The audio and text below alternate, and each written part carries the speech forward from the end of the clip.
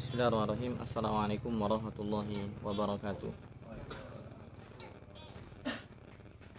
Alhamdulillahi hamdan katsiran tayyiban mubarakan fih kama yuhibbu rabbuna wa yarda. Wa asyhadu an la ilaha illallah wahdahu la syarikalah wa asyhadu anna Muhammadan abduhu wa rasuluhu la nabiyya wa la rasula ba'dah. Allahumma 'allimna ma yanfa'una wanfa'na bima 'allamtana wa zidna ilman ya rabbal alamin. Kawan-kawan sekalian yang saya muliakan, saudara-saudaraku kaum muslimin yang semoga Allah senantiasa berikan taufik kepada kita semua. Alhamdulillah kita diberikan banyak kenikmatan oleh Allah SWT.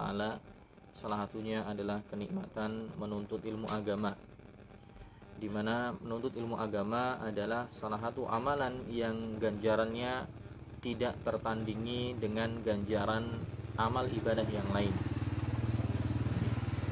Sampai-sampai Al-Imam Ahmad rahimahullahu ta'ala pernah mengatakan, talabul ilmi la ya'diluhu syai'un idha sahhat niyatuhu. Menuntut ilmu agama tidak ada yang menandinginya. Menuntut ilmu agama tidak ada yang menandinginya amalan soleh yang lain, jika niat dari menuntut ilmu tersebut niatnya benar. Murid-muridnya Imam Ahmad bertanya, "Ya Imam, kaifa tasihhun niyah?" Wahai Imam, bagaimana niat seseorang menuntut ilmu bisa dikatakan benar sehingga pahalanya bisa sangat besar? Imam Ahmad mengatakan, antan wiyaraf al-jahli an nafsika wa an ghairika, yaitu ketika engkau meniat untuk mengangkat kebodohan dalam dirimu dan mengangkat kebodohan dalam diri orang lain, bukan dalam rangka untuk berbangga-banggaan, untuk petenteng-petentengan, atau untuk dalam rangka mendebat orang lain, tapi untuk menambah ilmu, mengangkat kebodohan dalam diri, dan juga mendakwahkannya kepada orang lain. Teman-teman sekalian yang dimuliakan oleh Allah, mari kita lanjutkan di kesempatan hari Senin ini. Kita membacakan kitab As-Safaru Adabun wa Ahkam. Safar, ya, melakukan safar, perantauan, adab-adabnya dan hukum-hukum yang terkait dengannya, yang ditulis oleh Syekh Muhammad ibn Saleh al-Munajjid hafizahullah ta'ala, yang mana beliau adalah salah satu dari murid Syekh Abdul Aziz bin Baz rahimahullah ta'ala. Dan di pertemuan yang lalu kita sudah membahas tentang faedah-faedah dari orang yang safar, ya, ada banyak, ya, faedahnya ada banyak sekali, ya, menghilangkan kegalauan, mencari ma'isyah atau penghidupan, mencari ilmu, mencari adab, kemudian mencari teman-teman yang baik. Kemudian juga safar adalah salah satu kondisi ketika seseorang doanya mustajab di sisi Allah Subhanahu wa taala. Juga safar adalah bagian dari upaya untuk menyambung silaturahim, dan juga safar adalah salah satu sebab seseorang diangkat derajatnya, yaitu ketika orang menetap di satu daerah dan di daerah itu banyak orang-orang yang buruk akhlaknya dan perangainya, maka dia dituntut untuk merantau, pindah dari tempat itu, sehingga dia tidak tertular dengan keburukan perangai, akhlak, perilaku orang-orang yang menjadi tetangganya. Kemudian teman-teman sekalian, itu yang sudah kita bahas di pertemuan yang lalu. Adapun pertemuan yang akan kita bahas selanjutnya, temanya adalah min hadi salaf fis safar, yaitu tuntunan atau perilaku para ulama salaf ketika mereka dahulu safar. Ketika di tengah safar, apa yang mereka lakukan di tengah safar mereka, ya. Itu yang akan kita bahas, beberapa sampel, ya, ada banyak sekali sampel di sini apa yang dilakukan oleh mereka, tapi di sini kita akan bacakan beberapa poin, ya. Hadis salaf, yaitu petunjuk para ulama salaf ketika mereka di tengah safarnya. Jadi ketika touring atau ketika merantau di tengah jalannya, ketika dia pergi keluar ke tempat yang jauh, nah di tengah jalan tuh mereka ngapain aja gitu. Para ulama salaf dulu bagaimana? Ya. Di sini dikatakan lisalafi as-salihi sya'nun 'azimun ma'a wa man nazara fi tarajumihim wa siyarihim adraka dzalik famin hadyihim fi asfarihim ma yali.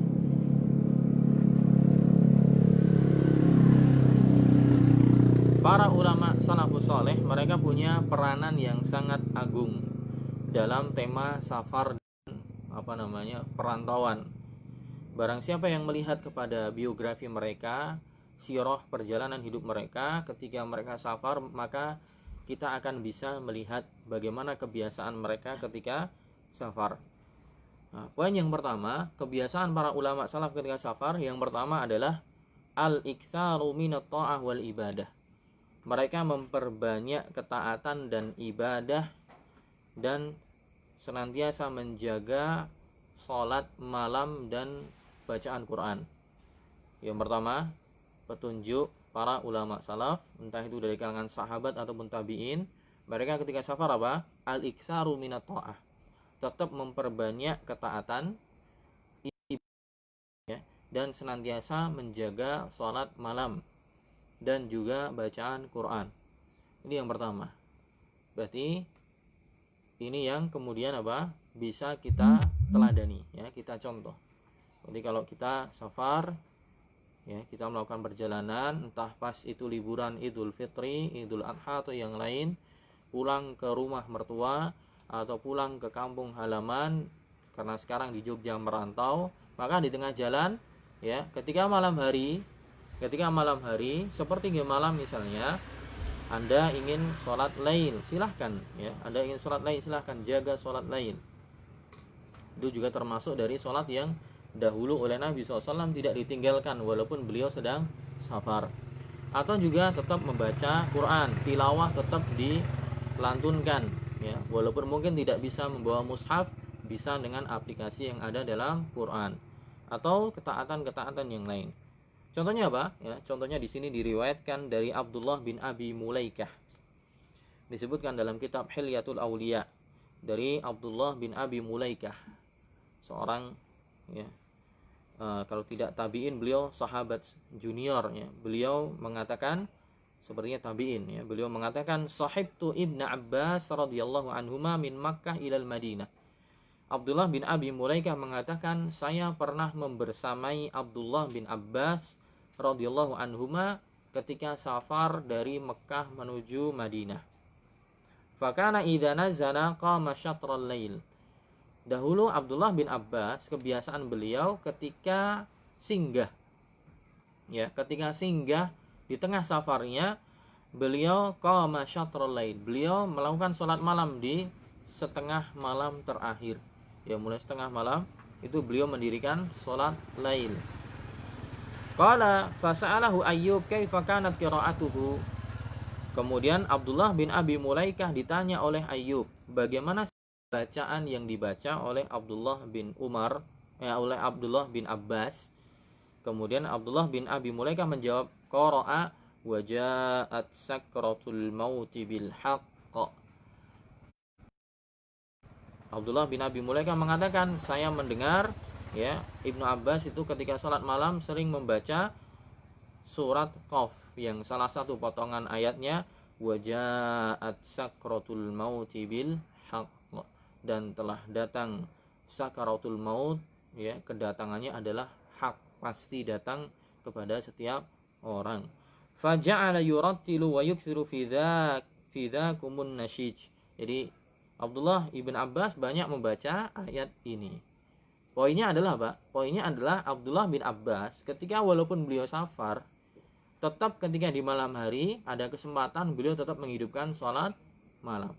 Walaupun tidak untuk kita tidak harus kemudian full malam harinya atau sisa sepertiga malam harus full, enggak juga, semampunya ya. Kualitas keimanan dan ketakwaan kita beda dengan sahabat. Ya, padahal sahabat dulu kalau kita lihat bagaimana safar beliau, mereka pasti tentunya tidak senyaman kita. Setidak paling nyamannya safar di zaman sekarang itu lebih tidak nyaman di zaman dulu.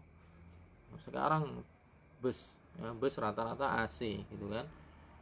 Jalannya landai, jalannya rata. Zaman dulu tidak ada kendaraan seperti itu. Bahkan kalau mereka bermalam ketika singgah di malam hari, ya mereka tidur di tengah padang pasir. Nggak tahu apakah di sampingnya ada ular derik, ular berbisa atau hewan buas yang lain, nggak tahu. Tentunya nggak nyaman, ya, nggak ada AC-nya. Makanan juga mungkin yang disediakan terbatas. Tapi walaupun demikian, mereka tidak lupa untuk senantiasa mengingat Robnya, melakukan sholat malam. Nah, inilah beda kualitas keimanan mereka dengan kita. Kalau di kita pakai bus, ya mungkin itu bukan kehendak kita ya. Tapi kadang kalau pakai bus, biasanya sopirnya itu ada di depan ada televisinya, justru yang disetel koplo gitu. Jadi pas misalnya perjalanan Jogja Pasar Senen gitu, udah hafal satu album Via Valen gitu jadinya, atau yang lainnya. Gara-gara itu ya disetel kayak itu. Baru berangkat udah hafal semua ya. Ibnu Abbas sudah selesai banyak surat ya kan, menangis ya mengingat sakaratul maut, kita yang diingat tidak tahu apa ya, banyak istighfar gitu. Kecuali kalau pakai kereta mungkin lebih aman, tidak ada yang demikian ya. Tapi kalau pakai bus rata-rata mesti ada sebagai hiburan atau apa, kecuali mungkin itu ya, apa itu yang bus Demak itu yang apa setiap waktu sholat dia berhenti, ada busnya itu yang punya Pak Haji, bagus itu, Demak kalau nggak salah yang punya. Nah itu nggak tahu, tapi kayaknya itu ada dangdutnya juga sama ya, rata-rata gitu ya. Contoh yang lain teman-teman sekalian disebutkan dalam kitab At-Tabaqatul Kubra dari Ahmad bin Abdullah bin Yunus. Ahmad bin Abdullah bin Yunus qala kana Ma'ruf ay Ibnu Wasil.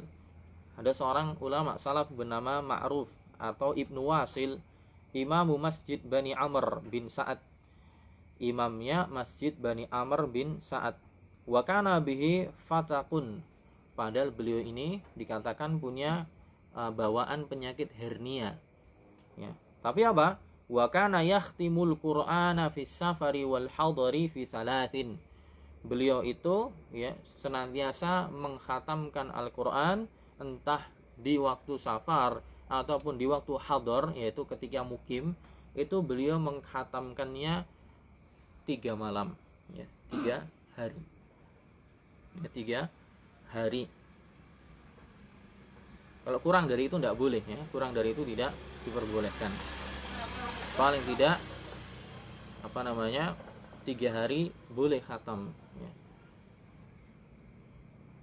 Para ulama yang lain, Al-Imam Syafi'i ketika Ramadan ya, tapi Imam Syafi'i ketika Ramadan itu, atau ulama-ulama yang dikatakan kalau pas Ramadan mereka bisa apa? Bisa khatamnya 1 bulan bisa 30 kali sampai 60 kali. Bisa 30 kali sampai 60 kali. Berarti sehari khatam 2 kali. Ada yang paling tidak minimal sekali. Mungkin ada yang bertanya, loh gimana padahal ada hadis yang mengatakan jangan baca Quran khatam kurang dari 3 hari.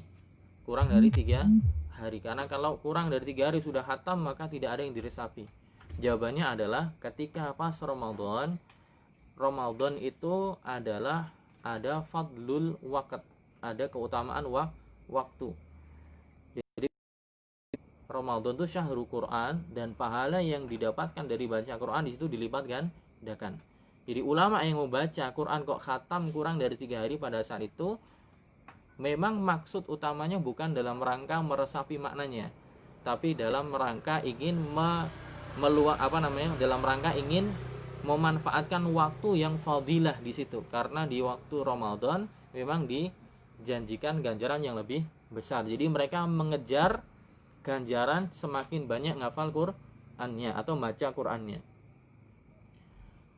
Tapi juga bisa kita katakan ya bahwa memang untuk kita orang biasa, kalau kita mengkhatamkan Al-Qur'an kurang dari 3 hari mungkin kita nggak paham untuk kita ya. Tapi untuk Imam Syafi'i tidak berlaku itu. Ya, walaupun beliau hafal khatam sehari pun bukan berarti beliau nggak paham. Beliau paham semuanya. Jadi bisa jadi larangan Nabi SAW yang melarang untuk tidak boleh mengkhatamkan Quran kurang dari 3 hari, itu berlaku bagi orang yang memang pemahamannya belum sampai. Ini bagi orang yang ahli tafsir, ya, dia memang sudah paham, ya, bahkan hafal semuanya, maka larangannya bisa hilang. Terlebih lagi jika nanti berkenaan dengan bulan Ramadan, dan itu bulan yang memang fadilah untuk baca Quran di situ besar. Tapi itu perkara lain, ya, perkara yang lain. Poin yang kita petik di sini adalah, ya, poin yang kita petik di sini adalah para ulama salaf ketika safar mereka senantiasa tetap baca Quran, sebagaimana tadi siapa? Ibnu Wasil. Juga mereka senantiasa menghidupkan sholat malam sebagaimana Ibnu Abbas. Atau dalam riwayat yang lain disebutkan dalam kitab Al-Bidayah wa Nihayah oleh Ibnu Katsir, disebutkan ada Abu Amr Al-Maqdisi. Abu Amr Al-Maqdisi la yatruku qiyamal laili min waqti syububiyatihi. Ya. Abu Amr Al-Maqdisi dikatakan tidak pernah meninggalkan qiyamul lail semenjak beliau muda. Syububiyah dari syabab, ya, dari ketika masih belia, beliau tidak pernah meninggalkan salat lail. Wa idza rafaqa nasan fi safari namu wa hirsuhum yusalli. Kalau pas kondisi beliau membersamai sebagian orang dalam safar, ketika yang lain pada tidur, beliau yang menjaga yang lain, menjaga keamanan sembari beliau melakukan sholat malam. Ya. Jadi memang sholat malam itu da'bus salihin, kebiasaan orang-orang soleh di masa lampau yang banyak hilang di masa sekarang. Ya.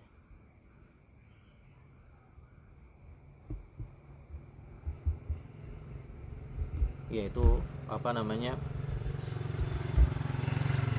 ya, peringatan dan perhatian bukan untuk teman-teman sekalian, tapi juga untuk saya pribadi, ya, untuk saya pribadi terkhusus, dan juga tentunya untuk semuanya, ya. Paling tidak bisa ada hal yang kita contoh, ya, walaupun mungkin semalam hanya 1 rakaat cuman witir saja gitu. Tapi terkadang konsisten itu berat. Tapi paling tidak dengan mengetahui kebiasaan para ulama salaf dahulu, bahkan ketika kondisi safar tidak memungkinkan, berat saja mereka tidak meninggalkannya. Itu yang pertama, ya. Kebiasaan para ulama salaf ketika safar, mereka memperbanyak ketaatan, ibadah, membaca Quran, dan menjaga sholat malam. Kemudian kebiasaan yang lain adalah yang kedua adalah al-infaqu ala rifqah wal qiyamu ala khidmatihim. Yang kedua adalah bersedekah, ya, bersedekah entah dengan teman sesama safarnya, ya, atau dengan orang lain, dan juga saling melayani atau saling membantu sesama. Saya ulangi, kebiasaan yang kedua para ulama salaf terdahulu ketika mereka safar adalah mereka saling bersedekah dengan rifqah, yaitu teman seperjalanannya, ya, saling membantu dari sisi materi, plus juga al-qiyamu ala khidmatihim, juga saling melayani satu dengan yang lainnya.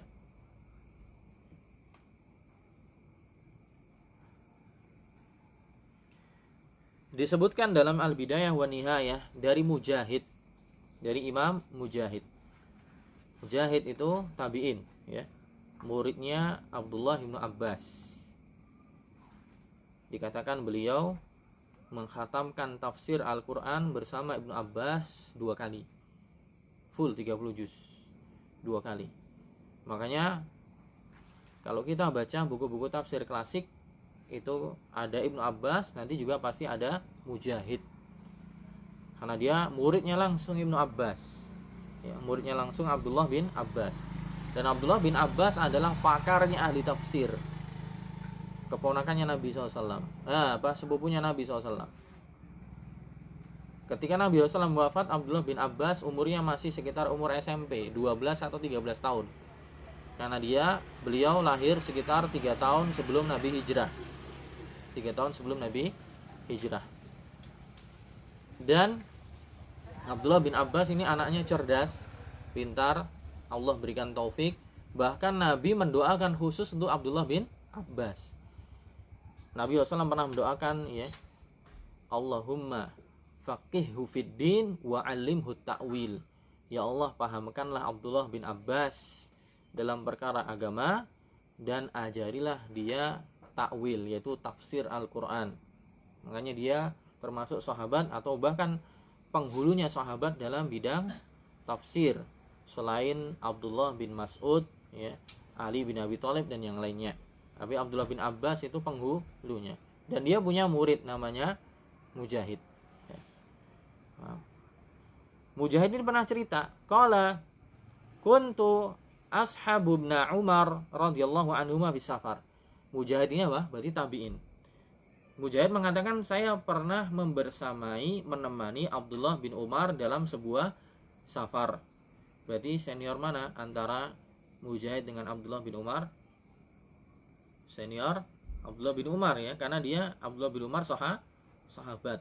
Walaupun mungkin bisa jadi dari sisi umur nanti berbeda.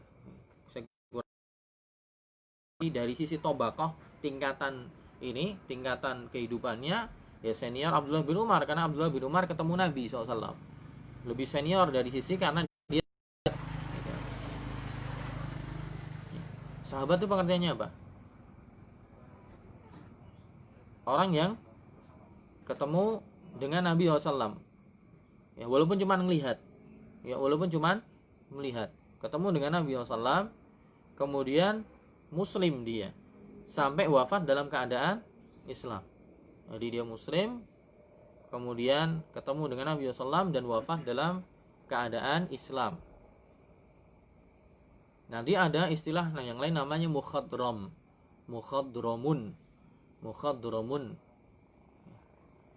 Itu istilah yang lain, ya. Mukhadromun itu adalah orang yang mendapati dua masa jahiliyah dan masa kenabian. Taib. Abdullah bin Umar ini sahabat. Mujahid ini tabi'in. Kalau tabi'in adalah orang yang ketemu dengan sahabat tapi nggak pernah ketemu dengan Rasul Shallallahu Alaihi Wasallam. Nah, ini karena ada hadiah, saya mau tanya, masih ada nggak zaman sekarang sahabat?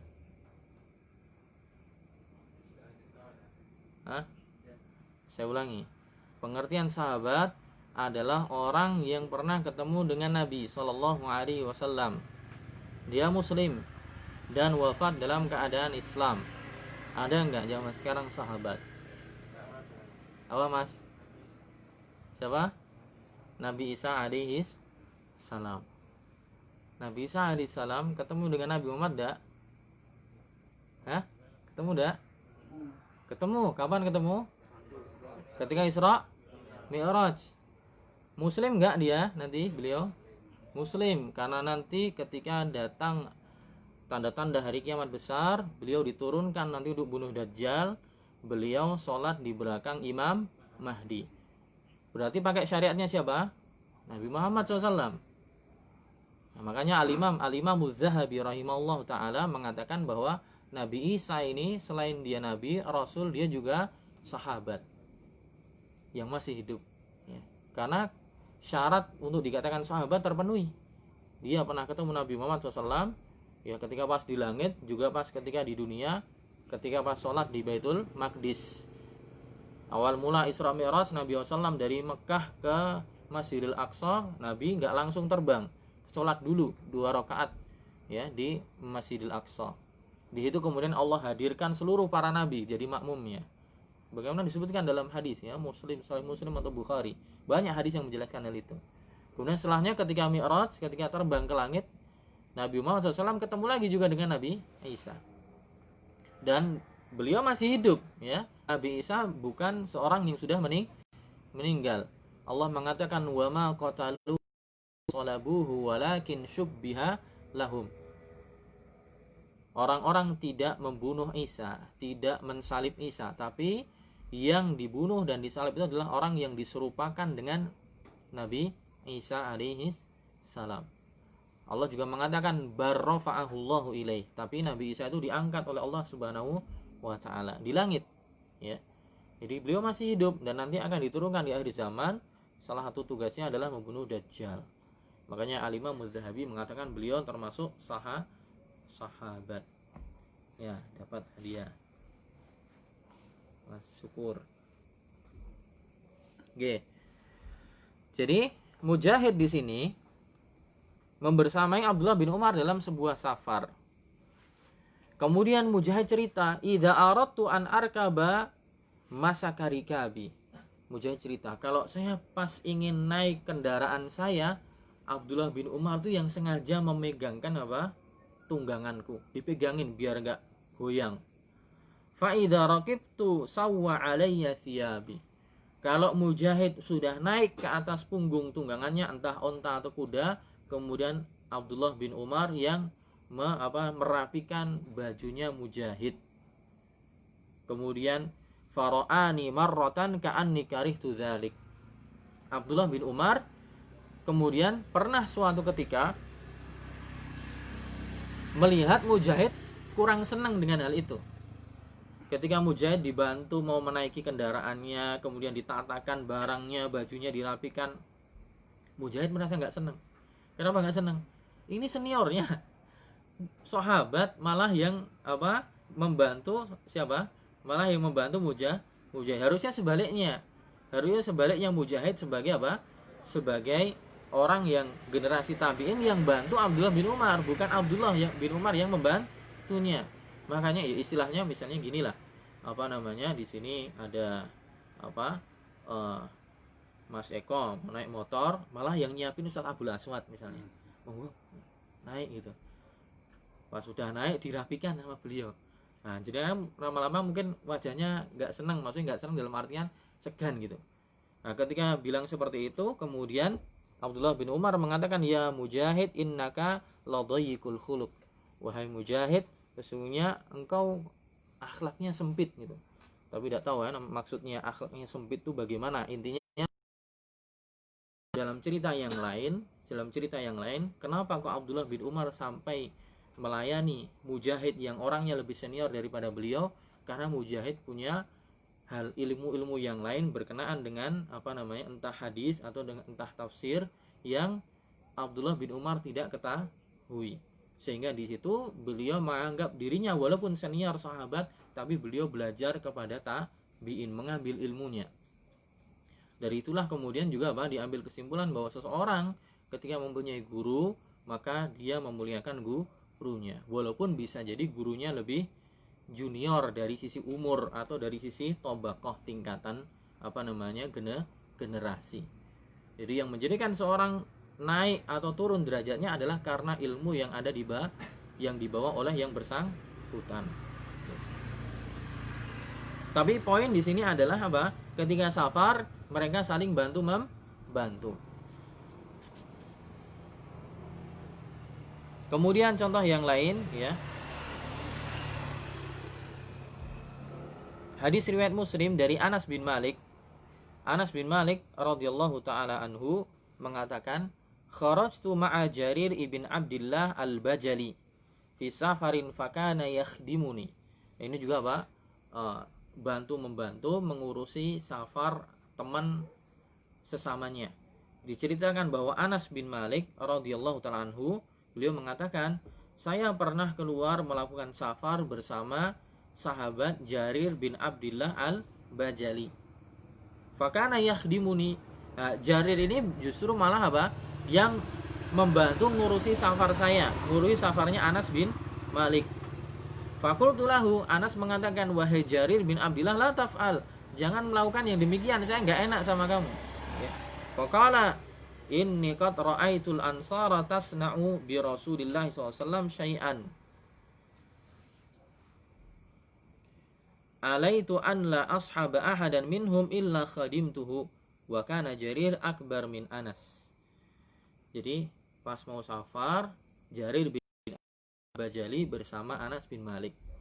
Jarir ini sebenarnya lebih senior Anas, tapi dia malah yang ngurusi safarnya Anas.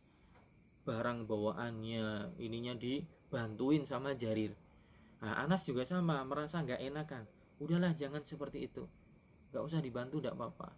Kemudian Jarir beralasan, "Saya dulu melihat bahwa orang-orang Ansor," Anas itu orang Ansor ya, orang Ansor, orang asli Madinah ya. "Saya melihat dulu orang-orang Ansor itu memperlakukan Rasulullah SAW dengan perlakuan yang sangat baik, melayani Nabi SAW. Maka saya merasa ya mereka melayani Nabi, sekarang gantian saya yang melayani orang Ansor. Karena Anas itu orang Ansor ya. Dia dari orang Madinah, yang mana orang Ansor itu dari pertanyaan, Ansor itu dari kabilah apa? Orang Ansor itu dahulu mereka adalah orang-orang Yahudi, pindahan dari Yaman, yang hijrah pindah ke Yathrib. Sebelumnya mereka orang Yahudi. Mereka dari dua kabilah. Yang senang sirah Nabi, kabilahnya apa? Nama sukunya mereka itu. Wah, dapat hadiah. Duluan mana ini, Pak?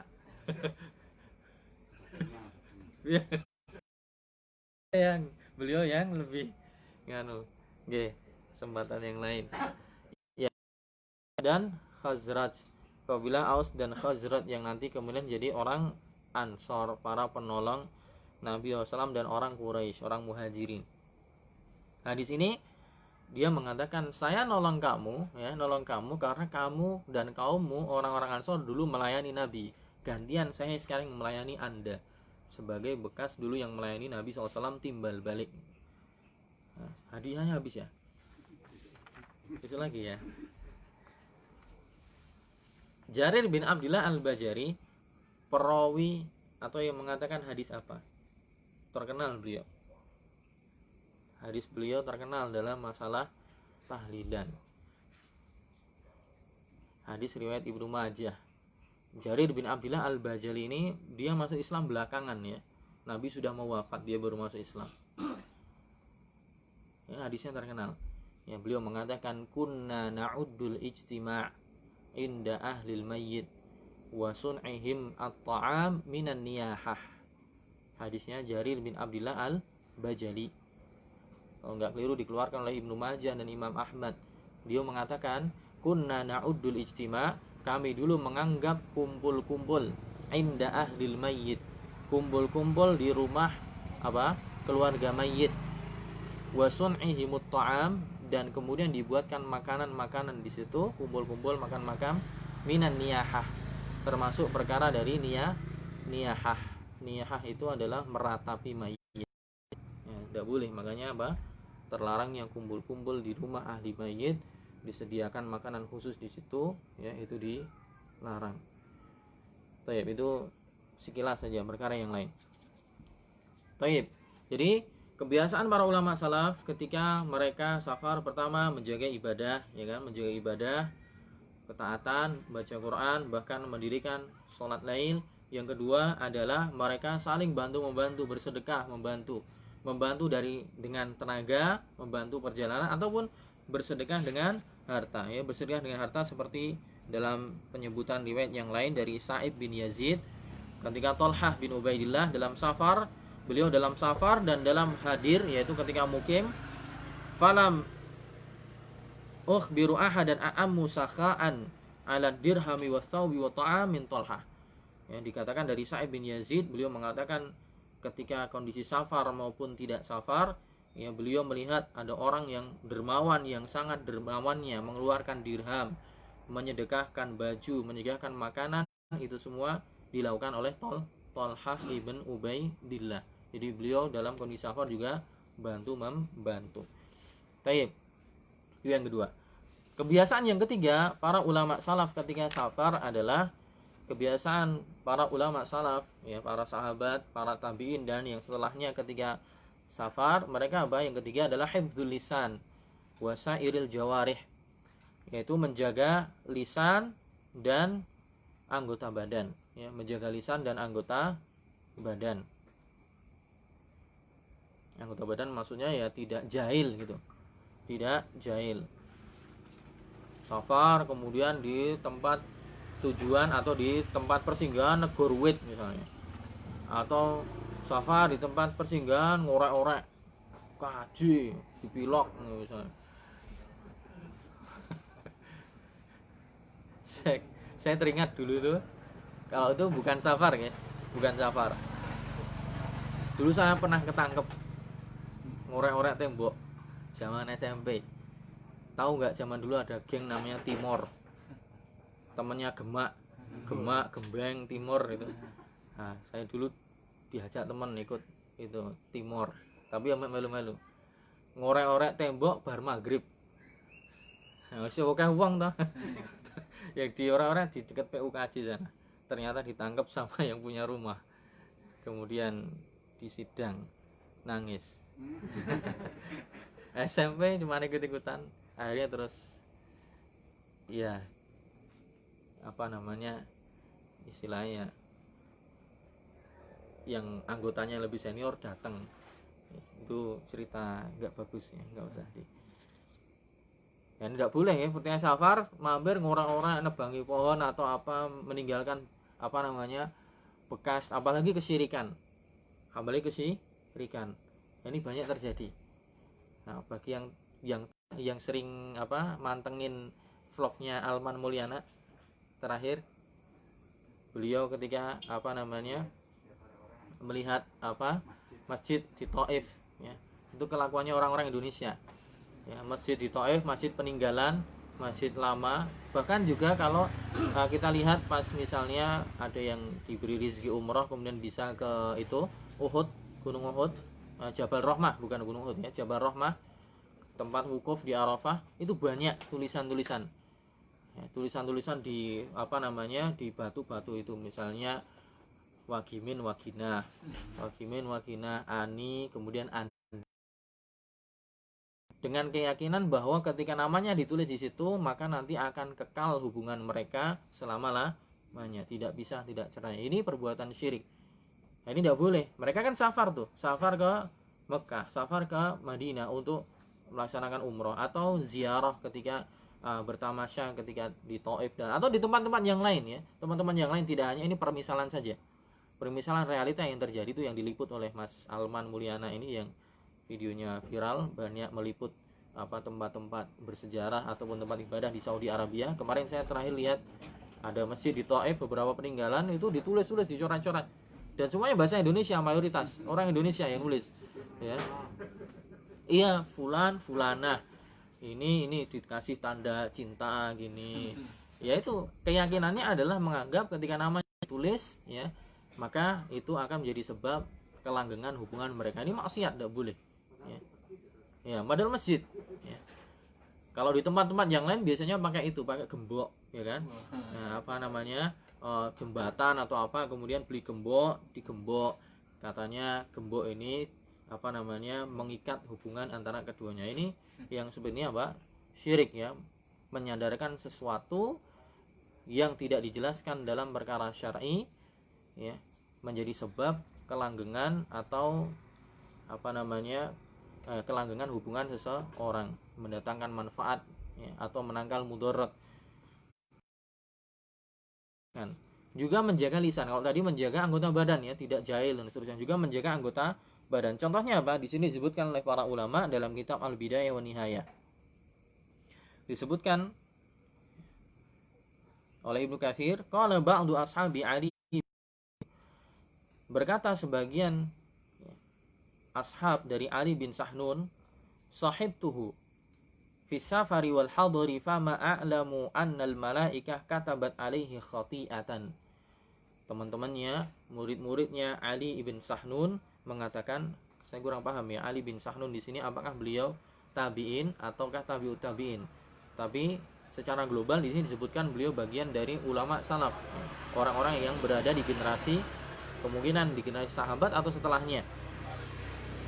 Dikatakan teman-temannya mengatakan, sahib tuhu, saya pernah membersamai Ali bin Sahnun baik ketika safar ataupun ketika tidak safar, dan saya tidak pernah mendapati ya malaikat menuliskan hal beliau. Maksudnya bukan berarti teman-teman yang lihat malaikat nyatet atau enggak, ini bahasa kiasan aja. Maksudnya teman-temannya tidak pernah mendapati ada sesuatu hal yang buruk keluar dari lisan Ali bin Sahnun ataupun dari perilakunya. Senantiasa beliau jaga tidak berbuat maksiat. Statement yang lain juga dikatakan dalam Hilyatul Auliya. Dikatakan qala Syihab ibn Ibad. Syihab bin Ibad mengatakan, Sahibtu Muhammad ibn Nadhr. Saya membersamai Muhammad bin Nadhr al-Harithi ila Ibadan, ke tempat namanya Abadan atau Ibadan. Falam yatakallam illa bi salasin ihdahunna qala li rajulin ahsin salatak. Jadi Syihab bin Ibad membersamai salah seorang ulama namanya Muhammad bin Nadhr al-Harithi menuju suatu tempat safar yang sangat jauh. Kemudian Syihab bin Ibad mengatakan, saya tidaklah mendapati Muhammad bin Nadhr dalam safar ini kecuali cuman mengeluarkan 3 statement saja. Yang salah satunya adalah mengatakan ahsin sholatak, perbaikilah sholatmu. Jadi sangat ngirit sekali berbicara, ya. Tapi bukan berarti kemudian harus demikian, juga enggak juga. Maksudnya bagi orang yang yang tidak bisa ya ngomong yang lebih lama. Tapi kalau bisa ngomong yang baik, ya tidak ada masalah. Tapi ketika seorang khawatir tidak bisa mengeluarkan statement kecuali yang baik, dia takut tercebur dalam hal yang buruk, ya dia mempersedikit bicara. Itu yang dipraktekkan oleh para ulama salaf di masa dahulu. Nah, ini dalam ketika safar juga demikian. Apalagi di tempat yang jauh. Safar kan kalau kita tidak jaga diri, tidak jaga lisan, tidak jaga perbuatan, maka nanti konsekuensinya juga sangat berbahaya, ya. Ketika ternyata ngomong perkara yang buruk dan menyakiti hati orang-orang yang tinggal di tempat kita safar, kita orang asing di situ, bisa aja nanti ada mara bahaya, kita dipukulin atau kejadian-kejadian yang lain, tentunya tidak diharapkan. Maka menjaga lisan, menjaga perbuatan ketika safar itu sangat, bagaimana contoh dari para ulama salaf. Baik, mungkin satu lagi, atau pindah ke bab yang baru. Kita akan baca satu adab, ya. Baik, teman-teman sekalian. Nah, jadi tadi adalah contoh yang dilakukan oleh para ulama salaf ketika safar. Selalu menjaga ibadah, qiyamul lail, membaca Quran. Yang kedua, membantu sesama ketika safar, bersedekah juga iya.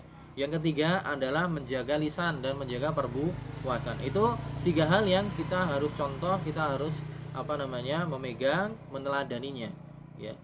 Itu yang dilakukan oleh mereka, maka selayaknya kita mencontohnya ketika kita melakukan safar, melakukan perantauan, melakukan perjalanan jauh. Nah, kita sekarang berpindah ke adab-adab seorang musafir. Adab-adab seorang musafir. Dan kita akan bacakan adab yang pertama, ya. Kita akan bacakan adab yang pertama. Ada banyak adab yang di sini disampaikan oleh Syekh Munajjid, tapi kita akan bacakan dulu adab yang pertama. Adab yang pertama, sebelumnya beliau menyampaikan bahwa adab terkait dengan safar itu sangat banyak sekali, ya. Ada sangat banyak. Lebih detail disebutkan oleh Al-Imam An-Nawawi dalam kitab Al-Majmu' Syarah Muhadzab. Dalam kitab beliau yang besar itu, yang berjilid-jilid itu, dalam fikih yang luas, pembahasan fikih yang luas, fikih perbandingan, ya, komparasi, yang dibawakan oleh Al-Imam An-Nawawi dalam Majmu' Syarah Muhadzab. Di situ kata Syekh Shalih Al-Munajjid, Al-Imam An-Nawawi menyebutkan ada paling tidak 60 adab. Ada paling tidak 60 adab-adab terkait dengan safar. Nah, di sini tapi beliau akan menyebutkan beberapa saja, ya. Salah satu yang pertama, adab yang harus dipegang oleh orang yang safar, yang pertama adalah ikhlasun niyah lillahi ta'ala. Yang pertama adalah tulusnya niat hanya untuk Allah semata. Mengikhlaskan niat, ya, menuluskan niat untuk Allah Subhanahu wa ta'ala.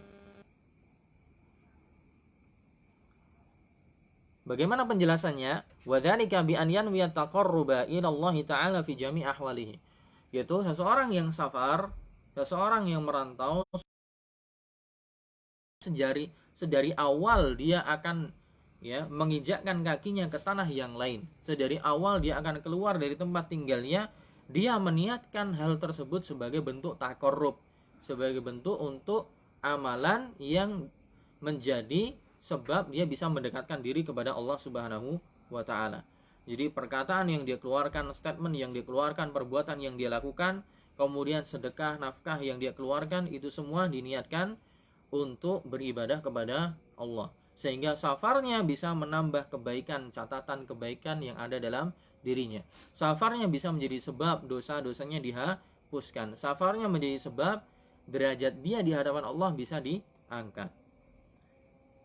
Dan niat yang salihah, niat yang benar, ya, dengan izin Allah adalah jika seseorang memaksudkan ketika dia safar, memaksudkan dengan maksud-maksud yang didukung secara syar'i.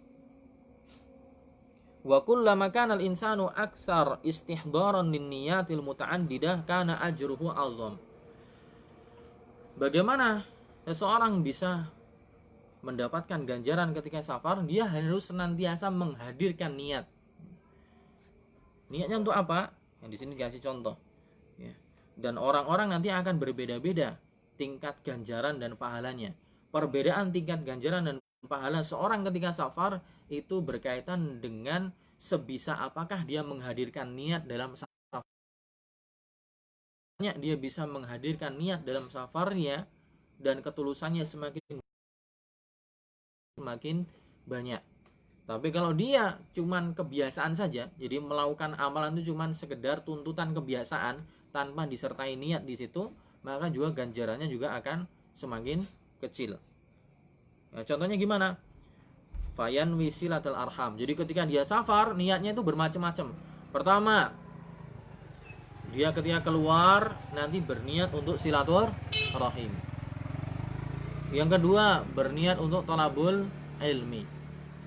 Yang ketiga, berniat untuk mengajar atau memberikan faedah kepada orang lain.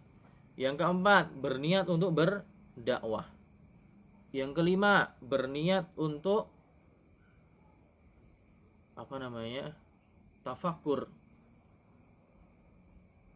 untuk memikirkan atau menghayati betapa agungnya ciptaan Allah. Jadi niatnya ada banyak. Pertama, niatnya untuk silaturahim. Misalnya dia mau pergi ke Semarang. Oh, saya masih punya sepupu di Salatiga. Oh, masih punya anaknya paman misalnya sebelum masuk kota Semarang. Jadi ketika dia ingin pergi ke Semarang, misalnya ingin ke pondoknya Ustadz Abu Izzi, misalnya ada taklim di sana, mungkin niatnya dia sudah pengen taklim, sudah pengen belajar, plus ditambah niat silaturahim. Jadi ketika pas ke sana 10 menit ke tempatnya anaknya Pak D, mampirlah sekian menit ke tempatnya kerabat yang lama tidak dikunjungi. Nah, di situ malah menjadi pahalanya jadi bertambah. Yang tadi awalnya cuma niatnya ingin ikut daurah di pondoknya Ustadz Abu Izzi, tahu ya, pondok Imam Ahmad bin Hambal ya, di Semarang, plus menjadi pahalanya menjadi besar ketika ditambah silaturahim.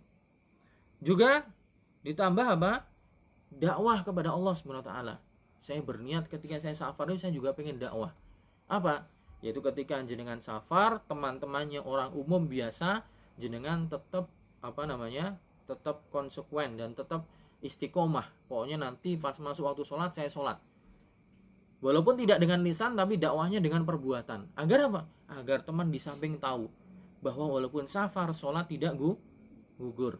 Sehingga paling tidak bisa nyetrum ke orang lain. Oh, tahu, Masya Allah ini orang ini tetap sholat walaupun dia safar. Atau misalnya kalau hati kita sampai dan kuat, mampu, ya monggo silakan dijawab, Mas, ayo juga sholat, ayo dijamak, ayo dikosor gitu. Jadi dia safarnya tidak untuk diri sendiri, tapi juga bisa jawil orang lain.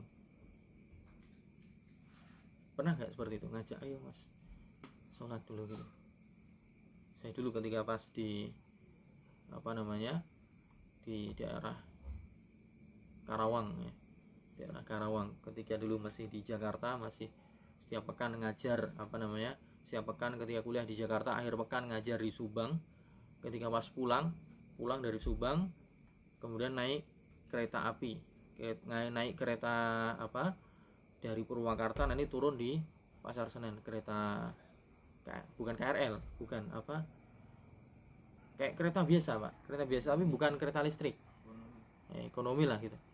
Nah, itu waktu itu pas saya naik bebarengan sama jamaah tablik, Masya Allah. Udah tahu mereka sedang ada istimewa kayaknya di Karawang, ratusan bahkan mungkin seribuan ada. Masya Allah, mereka masuk di samping saya ada yang orang biasa umum. Nah, mereka masuk duduk di samping saya. didakwahi sama, Masya Allah Mas, ini lihat kayak gini nggak bagus loh, ini sudah sholat belum, sholat dulu. Jadi safarnya apa? Safarnya plus juga ngajak orang lain untuk berbuat baik. Nah, mereka Masya Allah berani seperti itu. Kita berani dah? Safar, duduk bareng di kereta, di bus, di sampingnya ada yang dengerin musik atau ada yang melihat apa gambar-gambar yang tidak baik, kemudian dijawil, Mas ini tidak boleh loh, ini dilarang dan seterusnya. Atau ini sudah masuk sholat, ayo sholat dulu. Nah, andai kata orang safarnya seperti itu ya, diniatkan dari pertama niatnya untuk silaturahim, plus ada niat juga untuk dakwah, plus ada niatnya tujuannya tadi untuk apa? Untuk cari nafkah misalnya, untuk menghidupi,